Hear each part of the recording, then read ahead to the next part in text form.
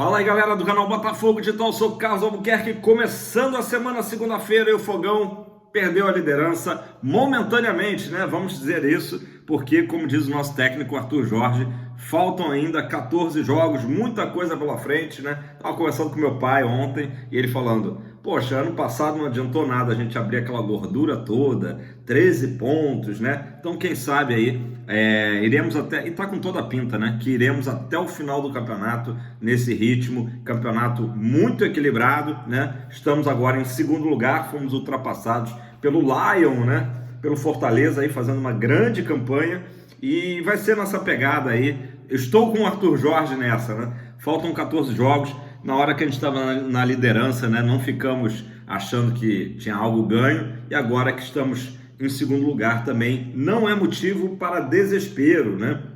Falar um pouco sobre a tabela.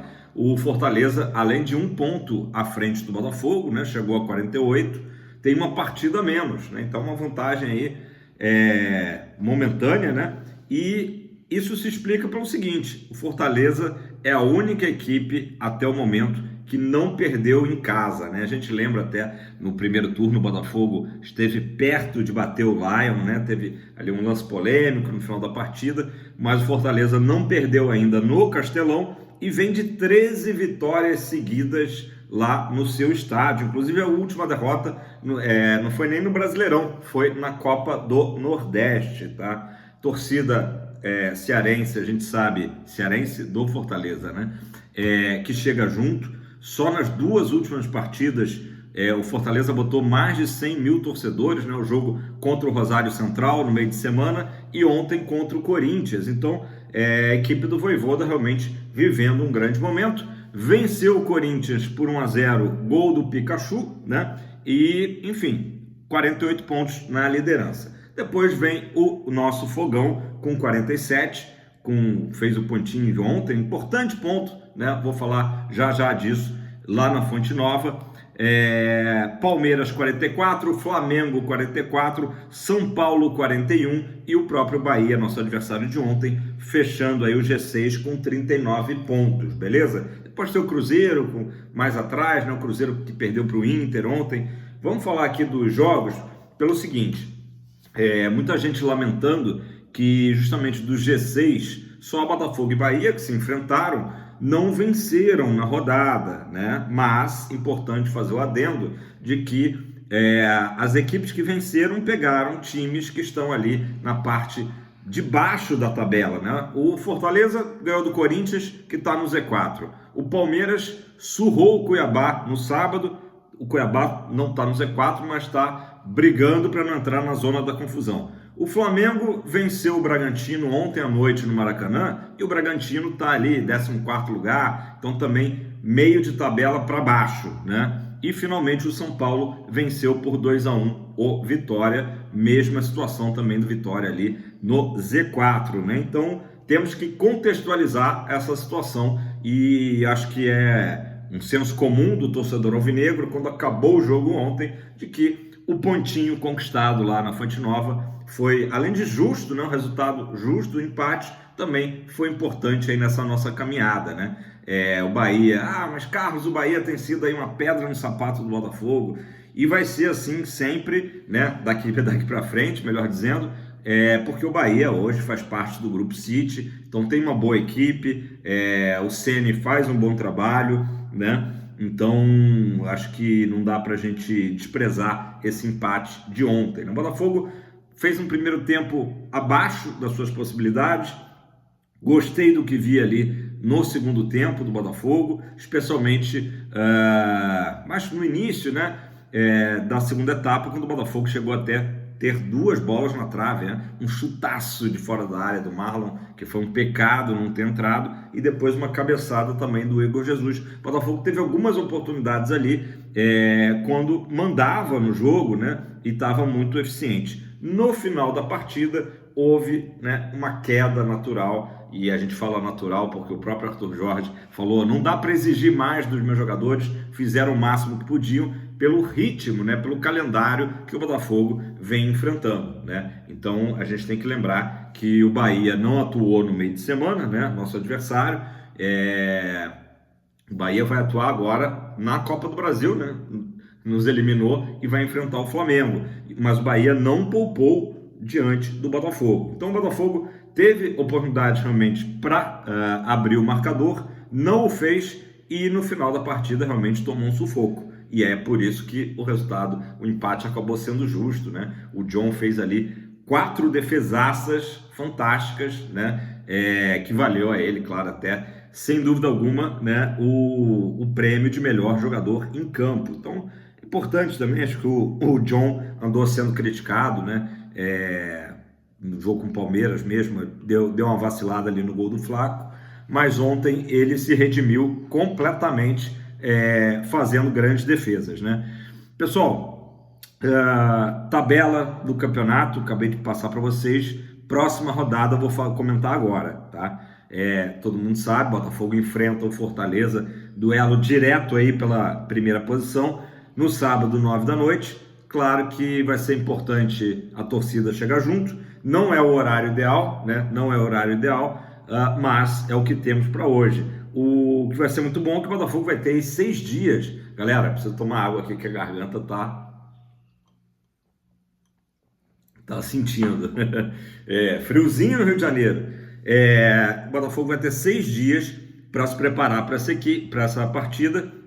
E aí a gente relembra, né? Momentos em que o Botafogo teve mais tempo, que o Arthur Jorge teve mais tempo para recuperar o elenco, para treinar. O Botafogo teve sempre grandes atuações, né? Teve aquela partida, eu lembro, contra o Fluminense, no Newton Santos, foi depois de uma data FIFA. Teve também a partida contra o próprio Palmeiras, também pelo Brasileirão. Também o Botafogo teve uma grande atuação. Então eu estou prevendo, né, bola de cristal, que o Botafogo terá uma grande atuação no próximo sábado para a gente voltar a liderar o campeonato, né? O Botafogo chegaria a 50 pontos, passaria 2 pontos na frente do Fortaleza. Claro, lembrando que o Fortaleza ainda tem um jogo a menos, né? Fortaleza com essa liderança provisória quebra também um tabu, né? É a primeira equipe nordestina a liderar o campeonato de pontos corridos, né, na história, né? Então aí um feito aí para a equipe do Vojvoda e do Pikachu, né?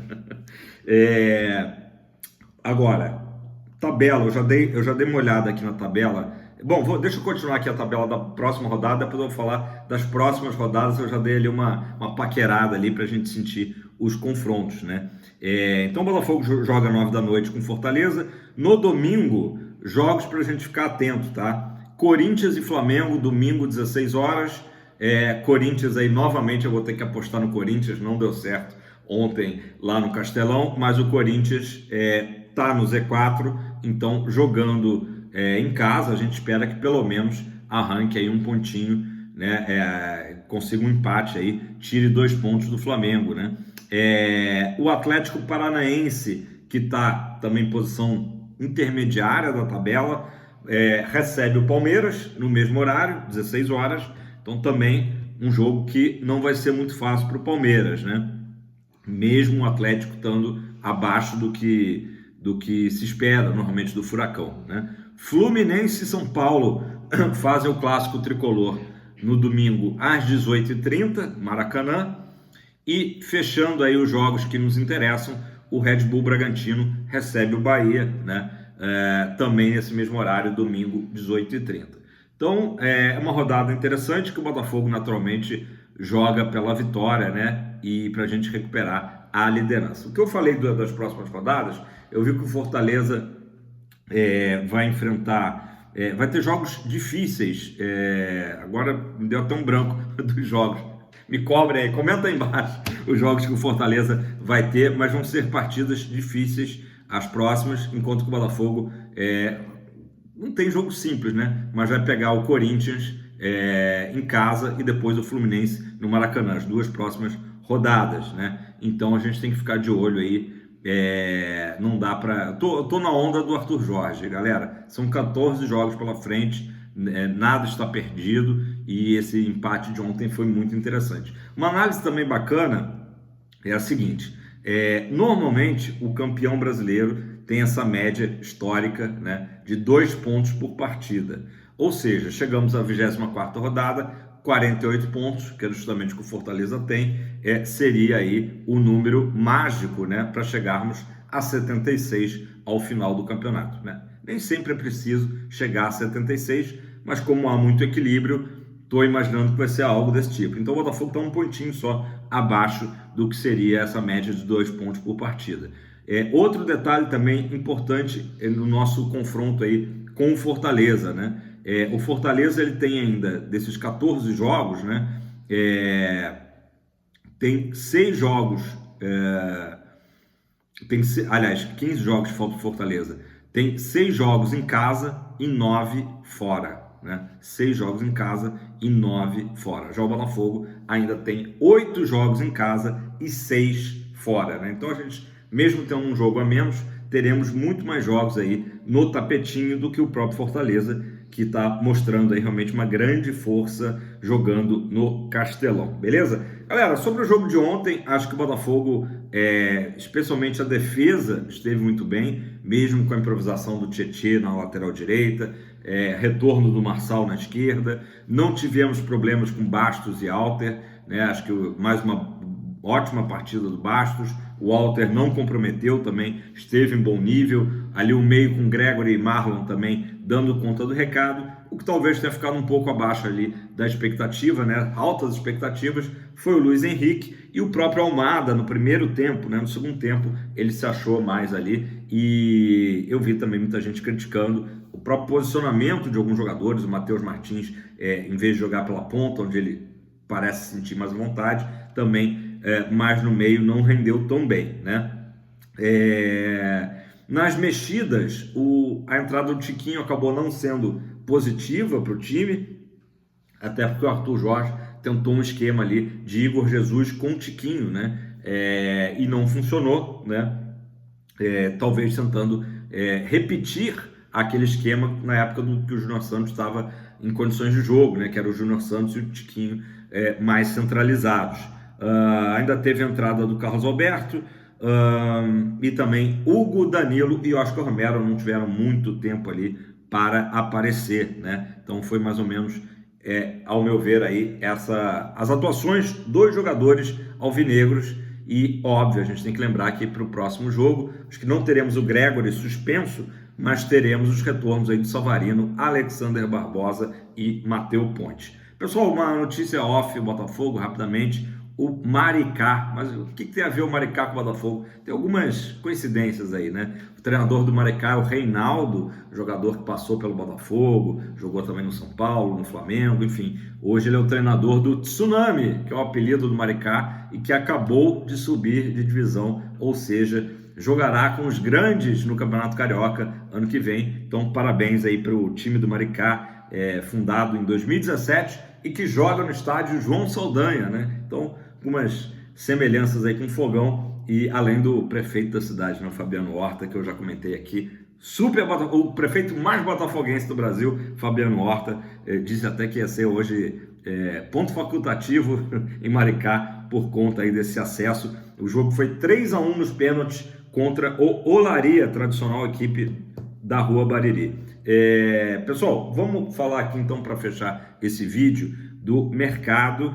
O Arthur Jorge também citou na coletiva ontem da necessidade ali de uma ou duas posições que, né, reforçariam o Botafogo para essa, digamos que esse sprint final dos 14 jogos do Brasileirão e mais Libertadores, que a gente espera que sejam 5 jogos até a glória eterna, né? Até a final, só relembrando que são 2 jogos de quartas de final, 2 jogos de semifinal e uma finalíssima dia 30 de novembro em Buenos Aires, beleza? Então, situação do lateral direito, tá? Saiu a informação do Vene Casagrande, jornalista, de que o Botafogo chegou a acertar tempo de contrato, questões salariais com o lateral Rodinei, isso mesmo, Rodinei, ex-Flamengo, que está lá na Grécia, né? O Rodinei está no Olympiacos, mas como ele é titular e é um jogador importante no clube grego, acabou que o Olympiacos não foi favorável à saída dele, então a negociação